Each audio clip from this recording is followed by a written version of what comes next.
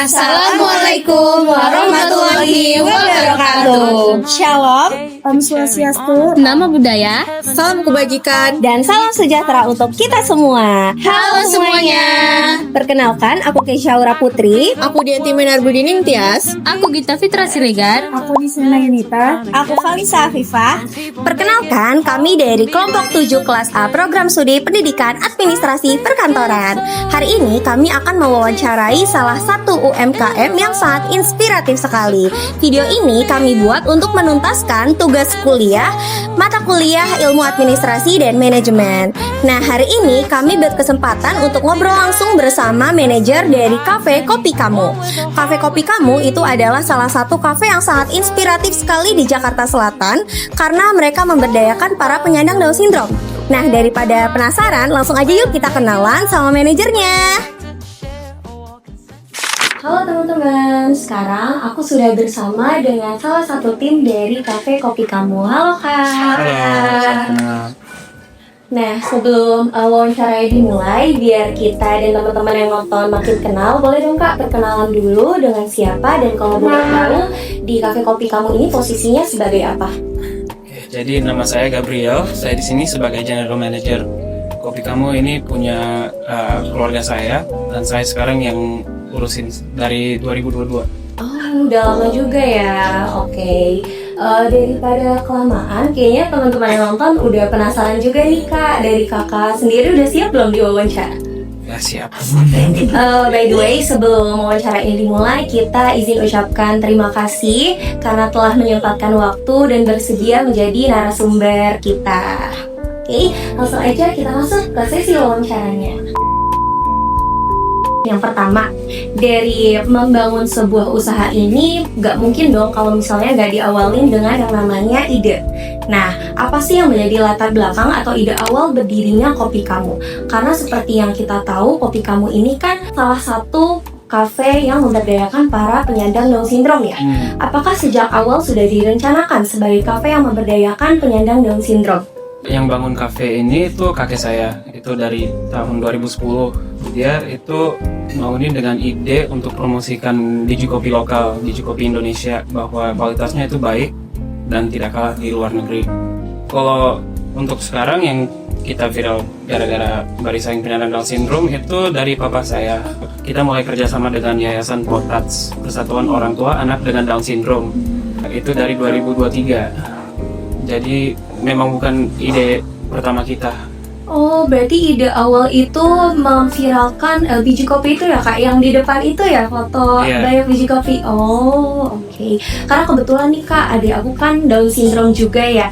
Dan dulu itu memang ada grup gitu Kak, Potats. Dan ibu aku juga sempat bilang dulu tuh ada yang viral kalau ada staf karyawan Down Syndrome diberdayakan. Oh, itu benar ya Kak? Iya. Oh, oke.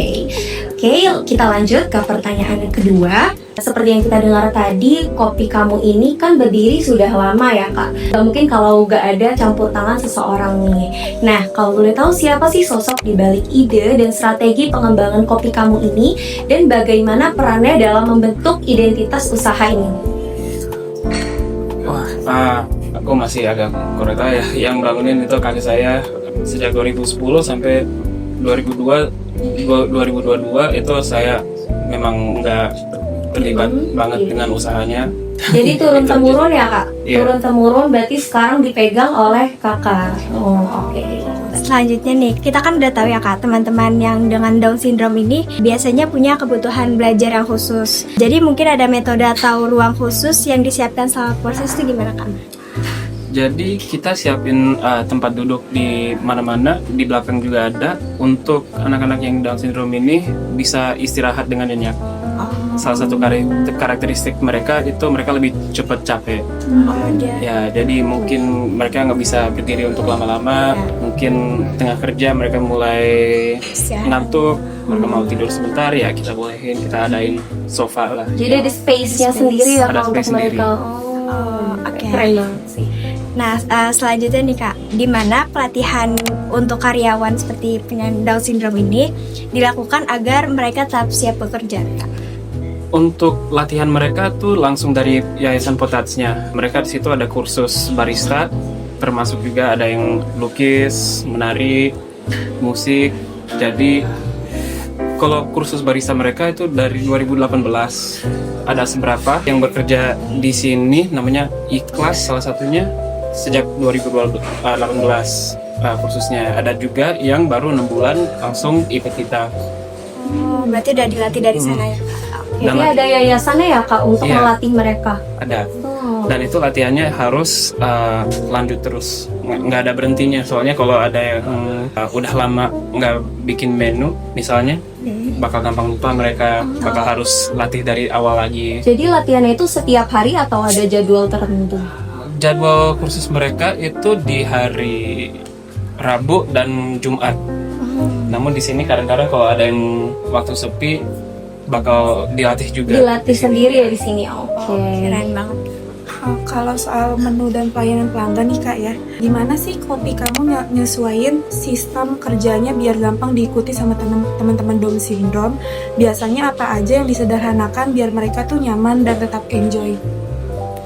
Salah satunya itu meja.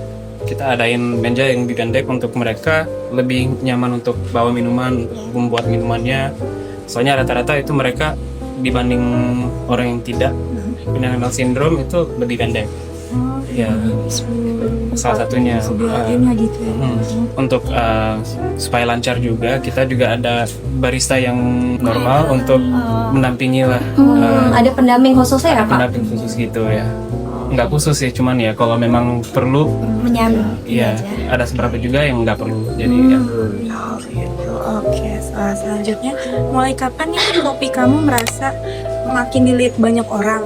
Ada momen tertentu atau faktor bikin pelanggan akhirnya percaya dan balik lagi untuk ke kopi kamu?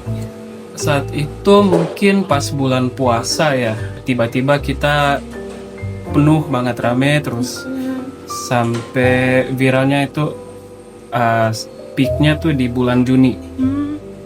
Itu paling banyak customer itu rame-rame kesini sampai kita harus pinjam parkiran di sebelah, harus ya di dalam kompleks gitu juga.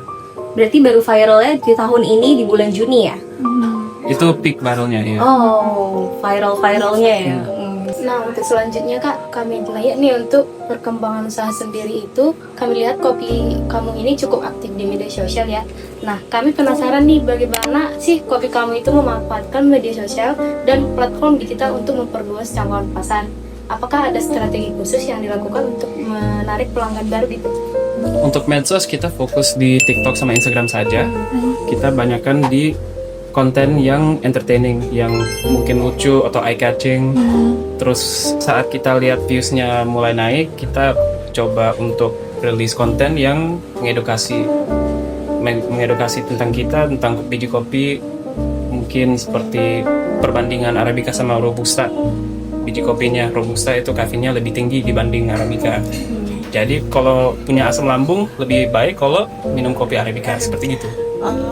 Konten edukasi ya Kak? Ya, Kalau misalnya di kopi kamu ini ada talentnya sendiri nggak sih Kak untuk konten-konten yang dibuat? talent sendiri staff kita semua. Oh, berarti yang ada di sini ya Ya, semua? kita ada content creator tapi talentnya kadang-kadang juga dengan Staff tips dari juga sini ya. ya?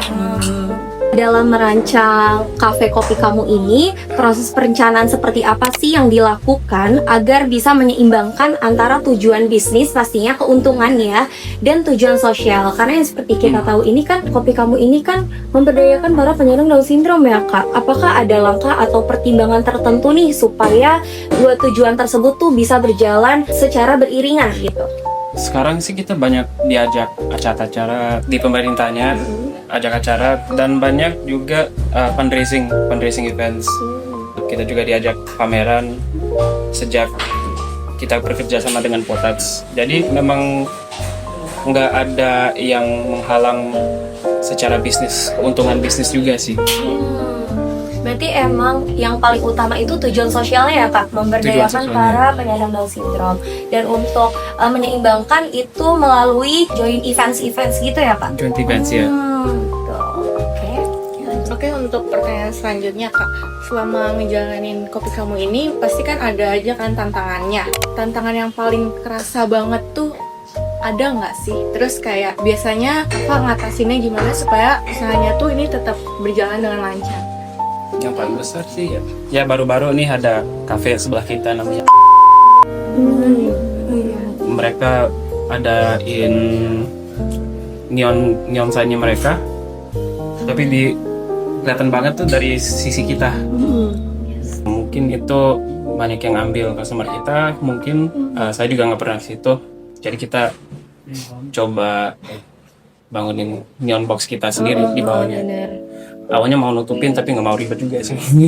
Berarti benar tantangan utamanya itu berarti dari pesaing ya Kak? Iya, pesaing. Sama kafe. Oke, ini untuk pertanyaan terakhir ya Kak. Kalau mau lihat ke depannya, ada nggak sih rencana buat ngembangin kopi kamu ini lagi, atau kayak mengembangkan cabang di tempat lain, atau memperbanyak teman-teman disabilitas lagi untuk kerja di sini? Memang kita mau ekspansi. Sekarang kita ada 2 cabang di sini sama 1 di Jogja.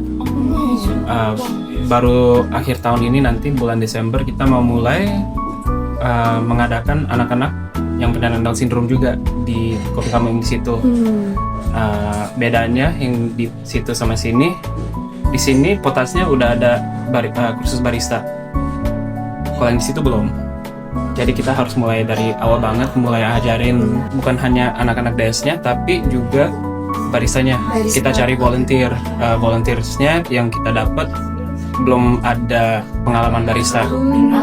Jadi kita harus melatih mereka juga. Berarti ngambilnya dari yang belum ada pengalaman sama sekali gitu Kak? Ya, kita nyarinya volunteers. Berarti memang diajarin dari awal sampai bisa ya Kak ya? Sampai bisa, terus nanti kita ngajak mereka untuk mengajarin anak-anak dari sini. Kenapa ngambilnya nggak yang dari udah pengalaman gitu Kak? Soalnya untuk mengajar atau bekerja dengan anak-anak yang DS ini, yang penting itu sikap mereka, bukan edukasinya, bukan skillnya mereka. Berarti sikap mereka kepada anak penyandang Down syndrome itu ya Kak? Oh oke. Karena sesi pertanyaannya udah habis nih Kak, aku izin tarik kesimpulan berdasarkan pembahasan yang sangat insightful tadi yang sudah kita dengarkan. Khususnya bagi teman-teman yang nonton yang mau membuka sebuah usaha ya, jangan takut kalau punya ide usaha yang berbeda dari yang lain.